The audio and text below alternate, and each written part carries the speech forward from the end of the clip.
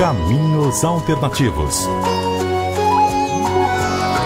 Apresentação: Fabíola Cidral e Pétria Chaves.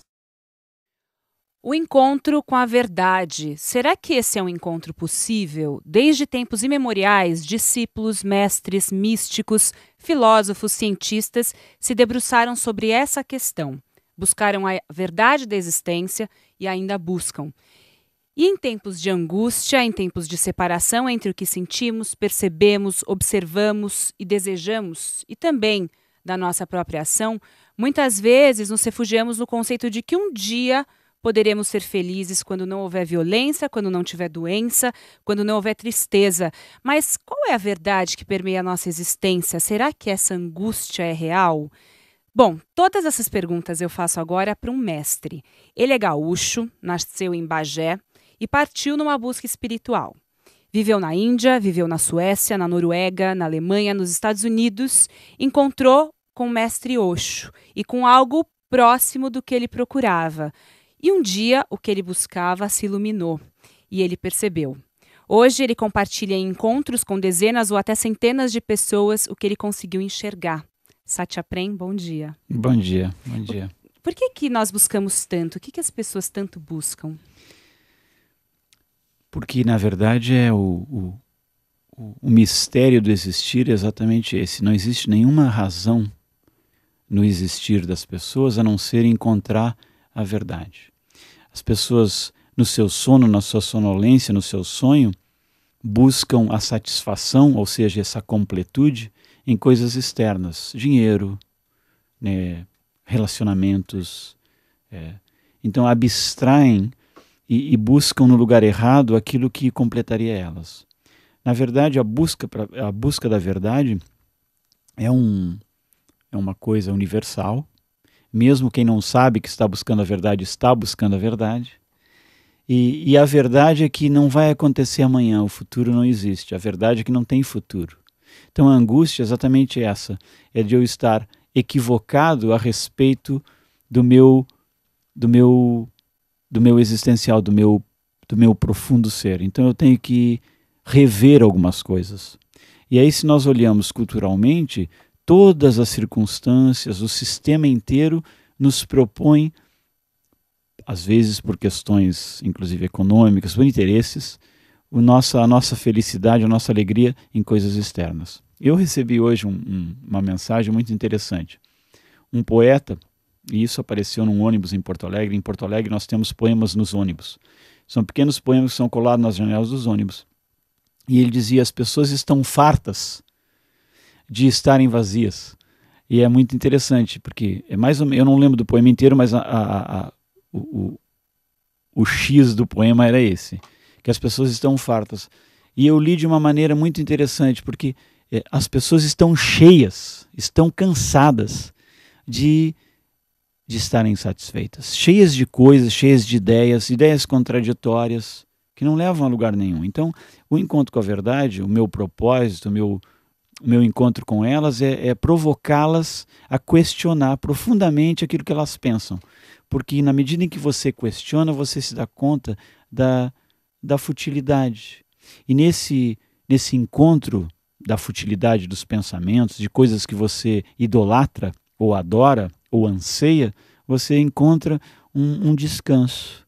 E nesse descanso se torna óbvio, evidente, que nós não somos o que nós pensamos ser. E por que nós dormimos? Quando é que foi que a gente dormiu como humanidade, como existência? Não existe a gente dorme agora e acorda agora. Na verdade, isso aí é uma maneira metafórica de dizer, né? Quando nós dormimos, veja, a mente sempre busca um ponto no tempo, tanto para encontrar as razões, encontrar as raízes, como encontrar a saída. E não existe de verdade um ponto no tempo que você possa dizer, não, foi em 1917, sei lá. Né? Não tem essa coisa. A verdade é que o mistério do existir, quando a consciência se manifesta, ou seja, aparece, porque a consciência não aparece de verdade, mas na consciência aparecem coisas. Quando você aparece como ser humano, como você aparece como forma, no não formal, no não nascido, no não manifesto, há uma confusão. Então é uma brincadeira, eu uso dizer assim, na verdade eu roubo isso da filosofia indiana, dos indianos que têm 5.000 anos dizendo isso. Eles chamam de lila. A vida é uma brincadeira.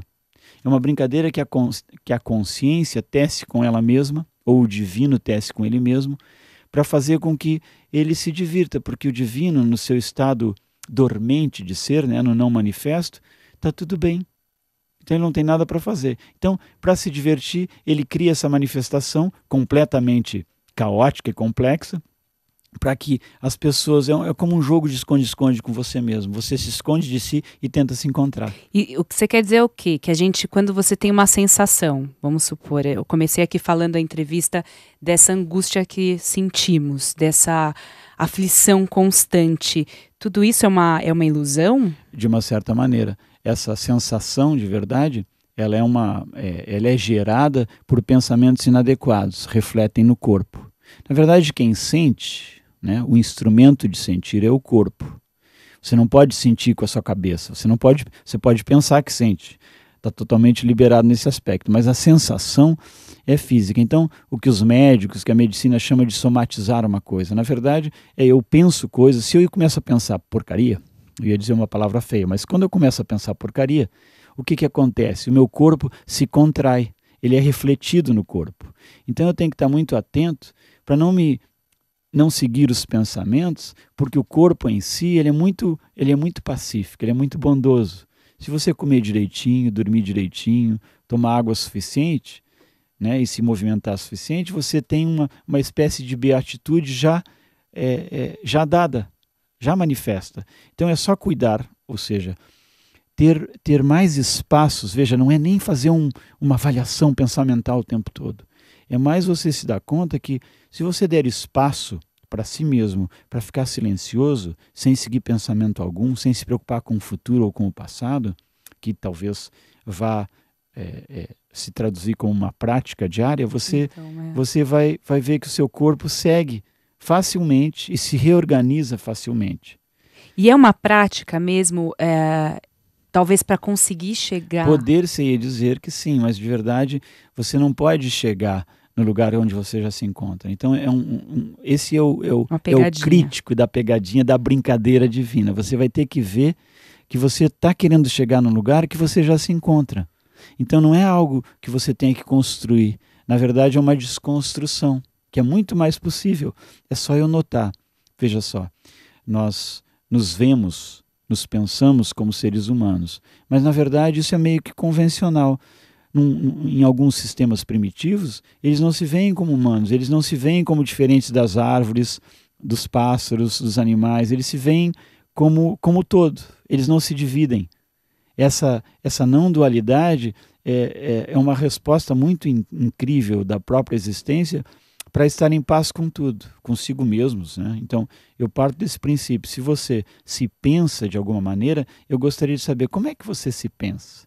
Porque você há de ver que você se pensa de uma maneira errada. E aí, os resultados, as consequências são dolorosas, no mínimo. Quando você fala dessa questão de se pensar, enfim, em meio à humanidade, recentemente saiu um estudo que foi inclusive publicado aqui no Brasil de cientistas norte-americanos que um estudo dizia que as plantas elas têm um sistema de comunicação e se percebem como indivíduos. Será que é mais ou menos essa a brincadeira, essa percepção da separação? Me parece mais uma projeção. Veja, a gente dá muito crédito à ciência, né? Crédito que não é, na verdade, nunca deveria, é relativo. A ciência é relativa, porque ela é temporária. Uma coisa que se descobre hoje, daqui a pouco a gente descobre que não era. Então tem muito da mão do pensamento humano imposto sobre essas investigações. Não,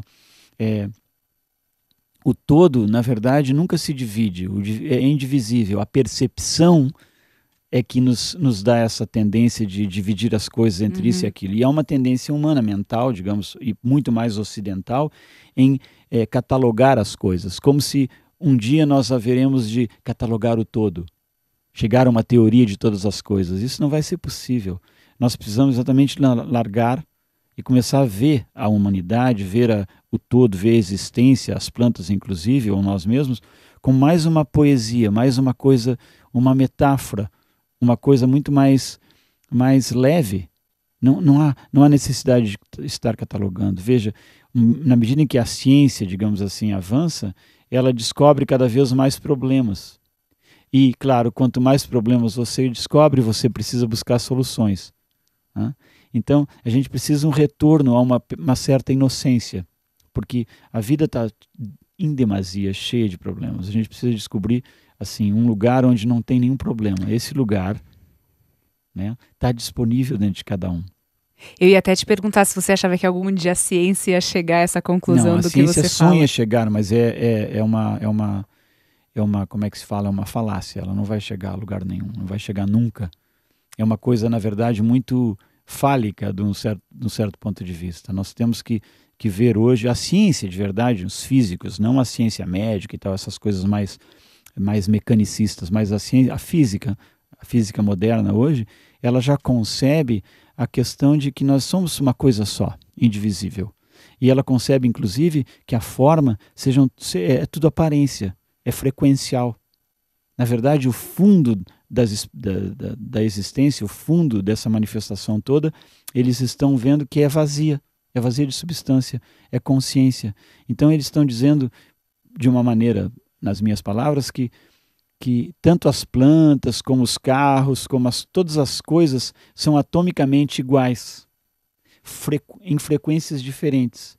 E que o curioso é que entre essas coisas todas existe, ou essas coisas todas estão aparecendo num vazio consciencial, feito de consciência. Ou seja, a consciência sabe de todas as coisas ao mesmo tempo, sem necessidade de tempo, agora, de uma vez só. É engraçado quando você fala isso, eu tenho certeza que muitas das pessoas que nos ouvem sabem disso, que isso que a ciência vem comprovando, que é o que você fala agora, é algo que intuitivamente a gente já sabe, ou sabe, porque é até óbvio que seja assim, e ao mesmo tempo a gente se distancia muito dessa simplicidade.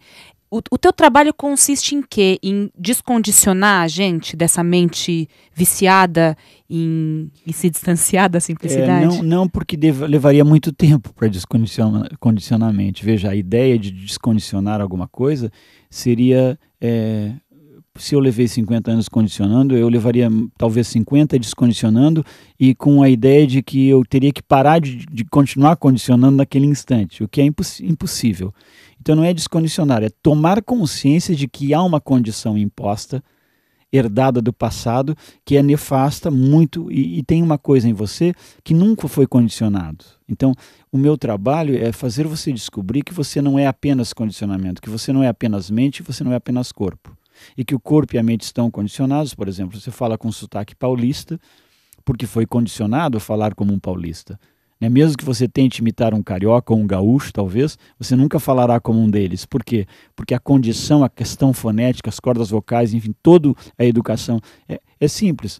Veja um artista da Globo tentando falar pernambucano e você verá que existe uma coisa cômica, uma caricatura. A menos que ele seja pernambucano, ele não vai falar como um pernambucano. Por mais perfeito que seja, o pernambucano vai saber, olha que caricatura, eu não falo assim, ninguém fala assim. Então, essa tentativa, o descondicionar não é exatamente o meu trabalho. Meu trabalho é prestar atenção, descobrir, acordar para algo que nunca foi tocado por condicionamento algum. E a sua busca, ela começou quando, Satyaprem? Porque acho que quando a gente fala em busca, tem um momento em que você realizou isso, que você percebeu. Não sei nem qual a palavra usar, a palavra correta usar para isso. Agora, em determinado momento você partiu para essa busca, para essa inquietação, para olhar para isso? Sim, quando eu saí do útero da minha mãe, eu comecei a buscar. Como todos nós. Eu entendo essa pergunta, mas na verdade a busca começa quando você é separado aparentemente do todo. Aparentemente, porque você não é separado do todo. O todo, veja, o sonho da parte, o incrível da existência, a negação do óbvio é que nós buscamos o todo como se o todo fosse uma parte. Mas o todo não é uma parte, você não está nunca separado do todo, você está imerso no todo. É como se um peixe estivesse buscando o oceano, inconsciente de que ele já está no oceano. Você não precisa buscar o oceano, você tem que se dar conta de o que é isso, onde você está. Então a busca real, ela começa quando você nasce. Mas no meu caso, né, para dizer de uma maneira mais cabível, mais compreensível. Entendível. Lá pelos 20 anos, mais ou menos, ou antes, 18, 17, eu comecei a questionar muitas coisas. Então ali começou um processo de rebelião, um processo revolucionário, de questões em relação a tudo, ao que as pessoas pensavam, como elas faziam as coisas, o que se comia, então como se dormia, enfim. E é interessante porque na tua biografia consta que até você mesmo comentou isso no teu último encontro aqui em São Paulo. Não foi autorizada de qualquer maneira. A biografia? É. Que você chegou a ser anarquista. Certo. E aí a minha questão para você porque é um pouco do que você propõe hoje, enfim, eliminar as barreiras, parar de se colocar em guetos, né, e viver essa liberdade plena. Então, em determinado momento, você confundiu também a política com a... Na verdade, o meu anarquismo ele era mais filosófico do que, na verdade, político. Uhum. Ou até eu compreendo que tem certas coisas que tem que ter uma ordem. Mas como nós vemos e administramos essa ordem tem que ser de uma maneira anarquista. Quero dizer, eu tenho que ver que o outro... eu só serei feliz de verdade, ou livre, ou completo, quando o outro, o meu próximo, também o for. Então, nesse sentido, eu ainda sou anarquista, eu ainda vejo dessa maneira, eu não consigo ver de outra maneira. Se eu vejo que as pessoas sofrem, eu tenho que ver que as pessoas sofrem porque, de alguma maneira, a condição, as probabilidades, as possibilidades delas foram dilapidadas por uma questão, por um jeito social, por um jeito interesseiro de sistematizar o nosso viver. Então, questionar isso ainda está em pauta para mim e eu falo abertamente sobre isso sem nenhum problema. Então, o Bakunin ainda está vivo hoje no meu pensar. Você gosta desse termo espiritual, mestre espiritual? Não, porque eu não vejo... mais um mito que deve ser desconstruído de verdade.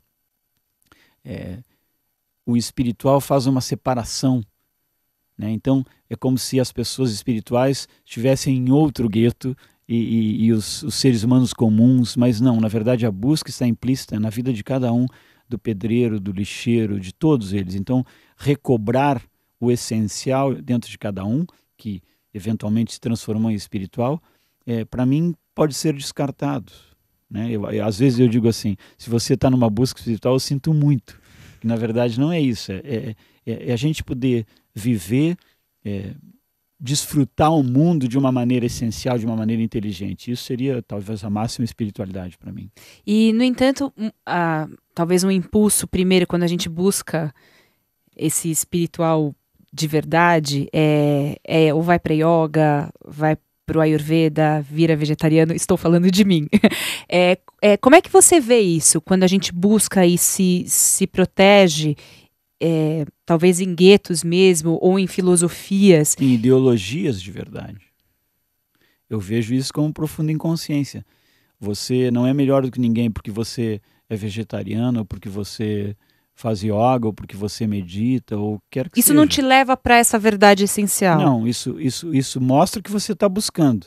E é óbvio que são lugares onde, teoricamente, existe a verdade, mas a verdade não está em lugar algum, a não ser dentro de você mesmo. Você tem que ver isso mais cedo ou mais tarde. Eu prefiro mais cedo.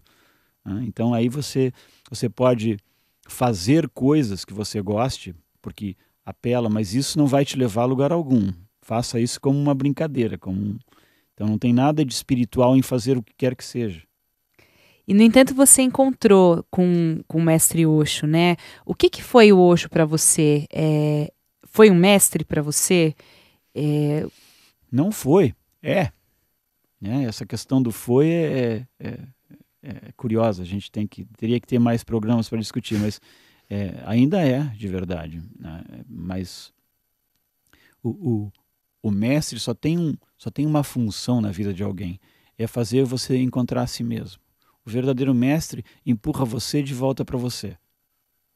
Faz com que você recobre o essencial em você. Descubra quem você é. nenhuma outra coisa. A adoração ao mestre, acender velas para o mestre, esse babado todo, isso aí é velho, é um modelo antigo que deve ser morto urgentemente. Você tem que, o verdadeiro mestre é aquele que acorda você para a sua essência, para aquilo que você é. Esse é o mestre. Ele não vai nunca dizer adore-me, prostre-se. Tudo isso vai acontecer, mas é apenas uma temporariedade que faz com que você resolva internamente isso. Quem é você?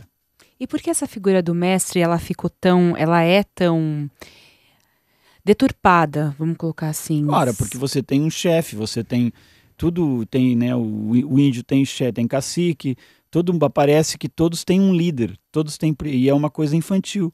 Na verdade, nós precisamos ver um mundo de uma maneira muito mais decadente até, ter alguém mais elevado que você. Não tem nada mais elevado que você na existência. Não tem nem você, quanto menos o outro. Na verdade, descobrir o essencial em você é fundamental. A meditação ajuda a gente a entender esse todo? Ajuda no sentido em que ela faz com que você fique em silêncio um pouquinho e não siga os seus pensamentos, nesse sentido. Mas, eventualmente, você vai precisar de um mestre para dar uma cutucada mais profunda em você. Um mestre vivo. Naturalmente, o morto não pode fazer nada com você, ele morreu. Eu falo isso porque eu estou aqui com livros aqui do Osho, e acho que é uma coisa, uma busca também que muitas vezes nós temos de a filosofia que está impressa nos livros, que você tem pode... que se dar conta que quem lê os livros é a sua mente. A sua mente tem já um condicionamento em como ler e como interpretar, como entender as coisas. Então, o máximo que lendo um livro do Osho pode acontecer é que você fique com uma sedezinha, né? E essa busca leve você a algum mestre, ou seja, alguma energia viva que possa dar um pontapé na sua bobagem. Você está satisfeito com a sua vida? Não tem eu para estar satisfeito ou dissatisfeito com alguma coisa. E você acha que nessa busca a gente pode, de alguma maneira, atingir alguma satisfação? Não, nem eu falo deveria. Isso quando eu começo a falar desse estado de caos que muitas vezes a gente acha que vive. Veja, quando você encontra assim mesmo, você vê que essa busca por satisfação é um engodo, é uma falácia. A sociedade te impõe ideias de que a felicidade está a algures, algum outro lugar. E, na verdade, está aqui agora. O que te falta agora nesse instante? Mas não pensa. O que te falta? O que está te faltando? Então, veja, eu digo sempre assim, a felicidade, a busca pela felicidade é um mito que foi vendido para os infelizes. Então, os infelizes, e para os infelizes irem em busca da felicidade, eles precisam praticar conscientemente ou inconscientemente, diariamente, a infelicidade. Eles têm que sofrer, eles têm que encontrar resíduo para que isso se estabeleça. Senão, você não vai vender a felicidade ou a busca da felicidade para um feliz. Ele vai dizer, hein? Eu não preciso disso. Então, veja, a brincadeira, e é uma brincadeira, a lila que está na vida de todos, é exatamente isso, é você começar a ver a complexidade que está na mente. E ver o simples que está no teu respirar, no pulsar do seu coração, no canto dos passarinhos, no verde das árvores, enfim, em todo lugar, aqui dentro do estúdio. E as pessoas podem ter encontros com você, né? Devem. Como é que faz, Satya Prem, para poder ter acesso a esses satsangs que são A melhor maneira hoje, não há dúvida nenhuma, é através das redes de internet. Então, um Facebook, um Twitter, o site www.satyaprem.com, não tem BR, porque... para que BR, né? .com só. E aí são encontros, são retiros que às vezes duram... Retiros ou abertos, não importa. Entre em contato e você vai ver o que você tiver. Veja, a vida vai empurrar você para algum lugar nesse sentido e você aí vai ver. Ou um retiro, ou no Rio Grande do Sul, ou em São Paulo. Agora eu estou indo para o Uruguai, vai ter Argentina também, vai ter Belo Horizonte, vai ter São Paulo de novo daqui a pouco. Enfim, eu estou indo por aí. Eu conversei com o mestre Satya Prem, ele esteve aqui em São Paulo há pouco e parte então nessa peregrinação, indo para vários lugares, encontrando várias pessoas que têm aí um desejo de busca e que tomara que consigam enxergar. Satya Prem, muito obrigada por estar aqui no Caminhos hoje. Eu que agradeço. Obrigado. Caminhos Alternativos. Apresentação: Fabiola Cidral e Pétria Chaves.